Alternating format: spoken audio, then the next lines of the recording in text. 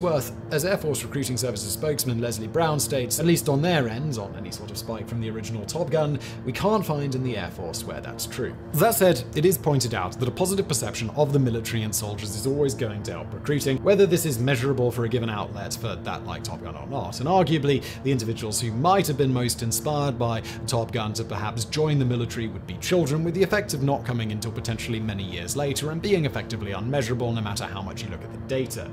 So this brings us back to the original question. So did the original Top Gun actually have any real effect on recruitment, or was it just the increase in spending on recruitment and massive increase in recruiters and added benefits that did it? Or going further, was it something of every business manager's favorite term, synergy between the two? For what it's worth, anecdotal accounts from countless pilots who did sign up note their early interest in doing so came about from watching Top Gun. For example, spokesman for the US Naval Air Forces, Commander Ronald Flanders states, if you talk to a lot of the senior pilots in the Navy today, the captains and admirals, many of them attribute their interest in naval aviation today to the original release of that film. Except it does beg the question of whether they perhaps were already invested in flying or the military, or would have become anyway because of their inherent inclinations to such, and thus movies like Top Gun would naturally appeal to them. But even if they had not existed, they probably would have become interested in flying anyway, and may have gone down the same path as the military as one of the best ways to even just become a commercial pilot someday. After all, you'd perhaps have to be not the sharpest tool in the shed if you thought depictions in movies like Top Gun accurately represent what real life as a military pilot is and